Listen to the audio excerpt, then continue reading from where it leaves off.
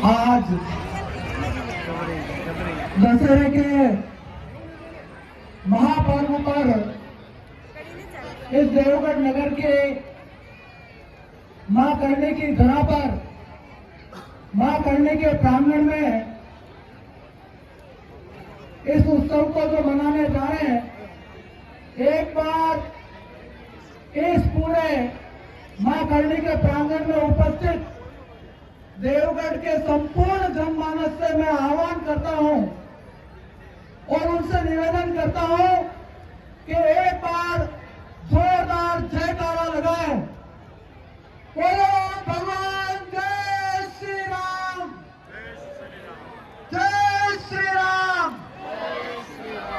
जय श्री राम, जय श्री राम। आज दशहरे के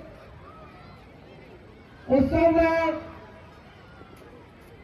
उपस्थित मंचासीन हमारे क्षेत्र के विधायक महोदय सुदर्शन सिंह जी रावत साहब, साथ ही इस उपखंड के उपखंड अधिकारी माननीय सीपी साहब वर्मा जी,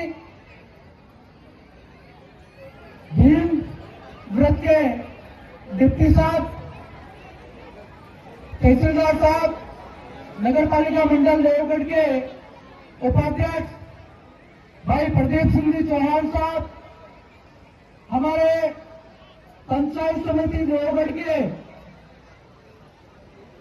प्रधान प्रतिनिधि कुलदीप सिंह जी ताल और यहाँ विराजमान भगवान श्री राम, भगवान श्री लक्ष्मण जी और इस धरती पे श्रेष्ठतम सेवक का जो उदाहरण भगवान श्री राम के सेवक के रूप में प्रस्तुत किया, ऐसे हमारे बजरंगबली महाराज और समस्त पार्षदगण साथी, आज जो महापर्व है वो अधर्म पर धर्म की विजय, असत्य पर सत्य की विजय, बुराई पर अच्छाई की जीत, इनके प्रतीकों के रूप में हम इस पर्व को मनाते हैं। और मैं इस महान पर्व के लिए आप सभी को अपनी ओर से शुभकामनाएं प्रेषित करता हूं। हालांकि रावण दशानन भगवान श्री राम के समयकालीन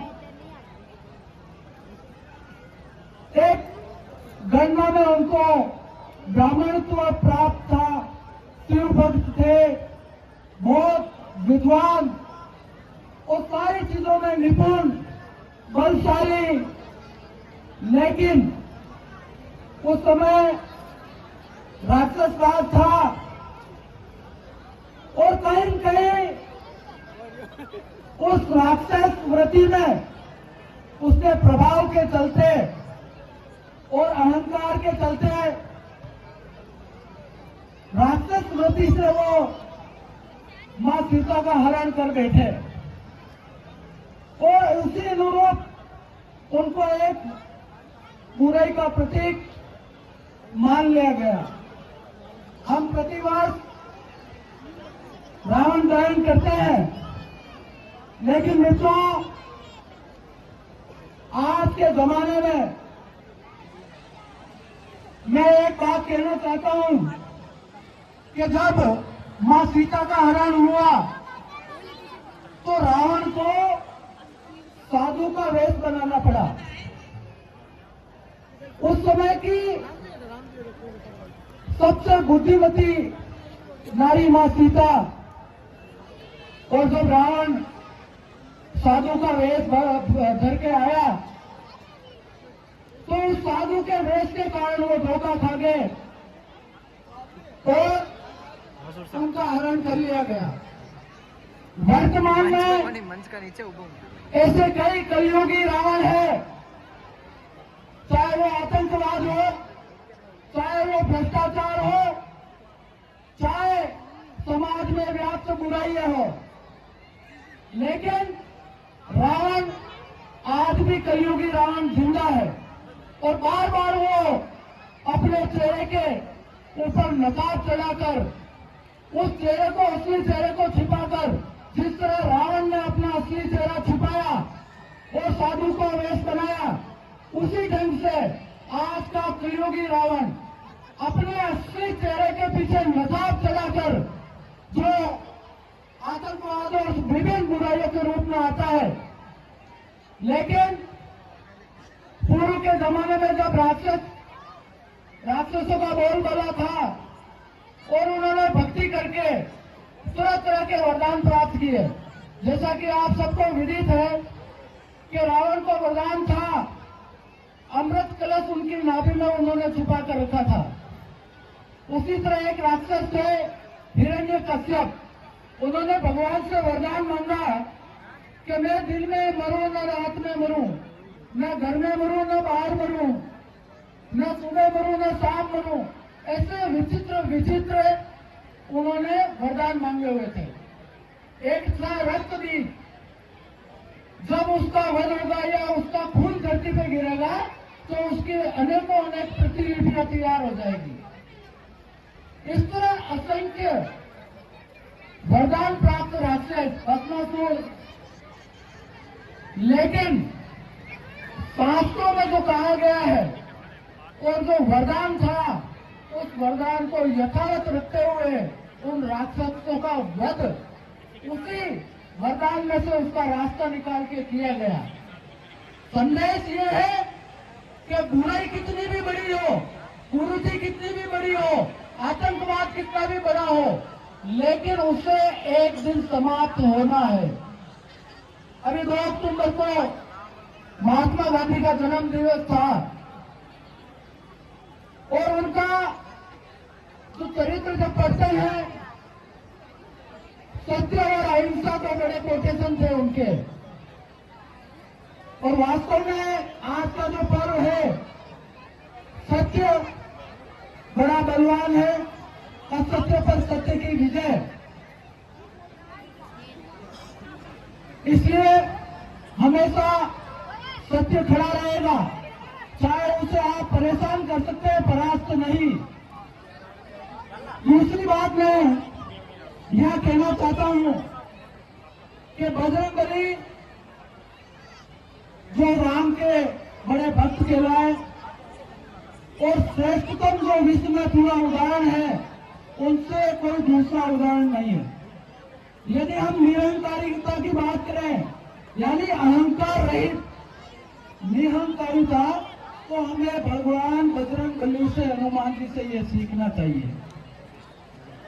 जब माता सीता का हरण हो गया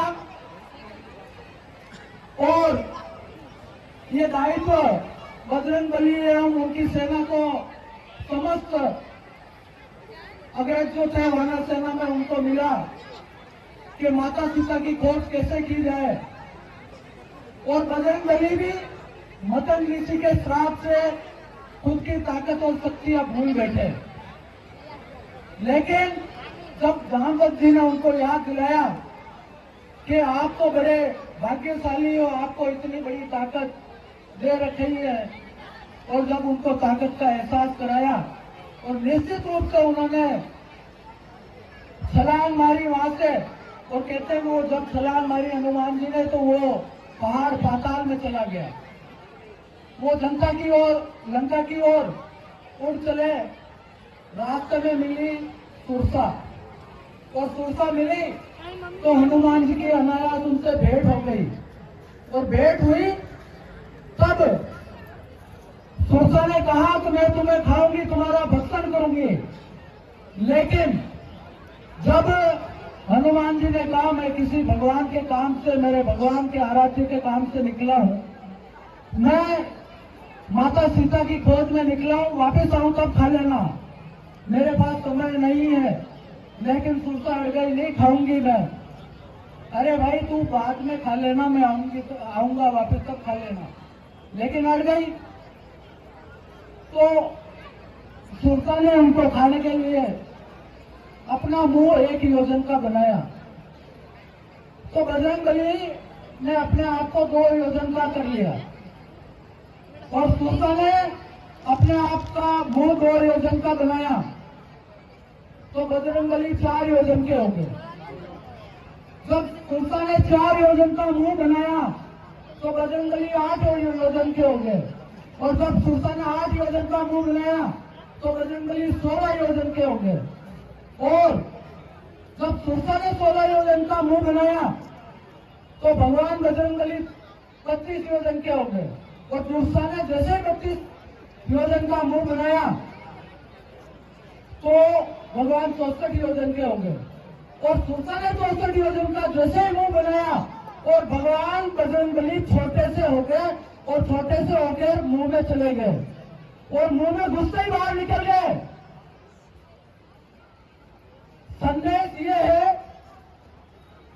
कि जब भगवान को शक्ति दिखानी थी तो अपना विराट व्यक्तित्व, विराट रूप कर लिया और बुद्धि चातुर्य जब दिखानी थी तो छोटे हो गए और छोटे होते ही मुंह में चले आए, मुंह में घुस के वापस आए। यानी बुद्धिमान व्यक्ति हमेशा छोटा बन के रहना पसंद करेगा। इसलिए निरंकारिता में श्रेष्ठ हमारा जो उदाहरण है वो बजरंगबली महाराज का है। और निश्चित रूप से आज हम इन सब जो घटनाक्रम है रामायण काल में उनसे शिक्षा ले, प्रेरणा ले और वास्तव में अपने आप को सतमार्ग पे चलाए। मैं जब ये अहिंसा और सत्य की बात कर रहा था, मैं विधायक महोदय से कहना चाहता हूं कि मैं 2006 में एक मोटरसाइकिल लाया और आज भी वही मोटरसाइकिल है मेरे पास 2006 की। और उस समय मैंने उस पर लिखा था सत्य पथ गामिनी। और मेरी मोटरसाइकिल अगर देवगढ़ में कहीं भी खड़ी होगी या कहीं मांडावाड़ा या राजसमंद भी खड़ी होगी तो उस मोटरसाइकिल को पूरा गांव जानता। तो यही कहेंगे चेयरमैन साहब यही आसपास मौजूद है। यानी कि सत्य पे रास्ते पे चलने की प्रेरणा हमने बहुत पहले से ले ली और ये प्रेरणा हमें हमेशा एक सतमार्ग की ओर चलाती है, उधर बढ़ाती है। दूसरी बात, जो सत्य के मार्ग पर चलेगा उसके अंदर भय का जो वातावरण होगा वो हमेशा के लिए समाप्त हो जाएगा। इसलिए सतमार्ग पर चले, प्रभु की भी यही मंशा है। और आने वाले समय में मैं एक छोटा सा उदाहरण और दूंगा कि संकल्पों में शक्ति होनी चाहिए। यह हमारे प्रधानमंत्री मोदी जी के जीवन चरित्र में से मैं एक उदाहरण दूंगा। 18 जनवरी 1992 जब भारत में एकता यात्रा निकली और उस एकता यात्रा में मोदी जी मुरली मनोहर जी जोशी के साथ अयोध्या गए तो पत्रकारों ने उनको पूछा था कि मोदी जी आप वापिस अयोध्या कब आएंगे? तो मोदी जी का जवाब था जब भगवान श्री राम के मंदिर की नींव रखेंगे उस दिन मैं दोबारा अयोध्या आऊंगा, उससे पहले मैं पैर नहीं छूऊंगा। उनके संकल्पों की वृत्ति देखिए। एकता यात्रा निकाल रहे हैं, लाल चौक कश्मीर में झंडा फहराने जा रहे हैं, लेकिन 18 जनवरी को जो बयान दिया और उसी व्यक्तित्व ने, उनके संकल्पों ने 5 अगस्त 2020 को उसी भगवान श्री राम के मंदिर की नींव माननीय मोदी जी ने देश के प्रधानमंत्री ने रखी। साथ ही उसी घटना से एक जुड़ा वृतांत और है। 18 जनवरी को मोदी जी अयोध्या में थे, 26 जनवरी को उन्होंने लाल चौक में झंडा फहराया, वो था धारा 370 को हटाने का। उनके संकल्पों की वृत्ति देखिए, वो भी उन्होंने हटा के रखा। मैं एक बार मां करणी के दरबार में खड़े हैं, मैं सबसे निवेदन करूंगा मां करणी के नाम का एक बार जोरदार जयकारा लगाओ। मैं समस्त जनता से आपका समर्थन चाहता हूं। मां करणी की, मां करणी की। अब मैं अंतिम निवेदन हमारे एमएलए साहब से करूंगा कि ये जो प्रांगण है एमएलए साहब, वह मुख्य सड़क से लेके चाहे वो सीएचसी हो, चाहे ये स्टेडियम वाला प्रांगण हो, चाहे हाई स्कूल हो, ग्राउंड है, पूरा प्रांगण श्री करणी माता के प्रांगण के नाम से जानते हैं। कहीं भी बच्चा जो बचपन में यहाँ आएगा, वो चाहे यहाँ हो, हॉस्पिटल हो, कहीं भी हो, उसको पूछते क्या है कि करणी माता क्यों हूं मैं करणी माता क्यों। तो ये करणी माता का प्रांगण है। मैं चाहता हूं कि ये जो राजीव गांधी स्टेडियम देवगढ़ है, उसके आगे श्री करणी माता प्रांगण सब और जुड़े, आपका समर्थन रखते हैं। श्री करणी माता प्रांगण इस शब्द के आगे श्री राजीव गांधी स्टेडियम देवगढ़ श्री करणी माता प्रांगण, ये वो सब जुड़े, आपका समर्थन है तो कल ये नाम निकाल लिया जाएगा। धन्यवाद। जय हिंद, जय भारत। अंतिम बात मैं मेरे साथ से कहूंगा कि आपका स्नेह और आशीर्वाद देवगढ़ पर बना रहे, क्योंकि मैंने अपने शब्दों में कभी मैंने ये कहा था कि एमएलए साहब आप जहाँ पसीना गिराओगे हमारा खून गिरेगा। यदि आप इसी स्टेज से मैंने देवगढ़ के नाते बच्चा बनकर आपसे विकास की कामना की थी। मेरे राजेश जी, नारायण सिंह जी, सभी वरिष्ठ पार्षदों से कहा था कि आप एक गाड़ी के खिलाफ पहिया बन के चलो तो इस देवगढ़ की दूरी जो विकास की ओर अग्रसित होगी। करणी माता की कृपा बनी रहे। जय हिंद, जय भारत।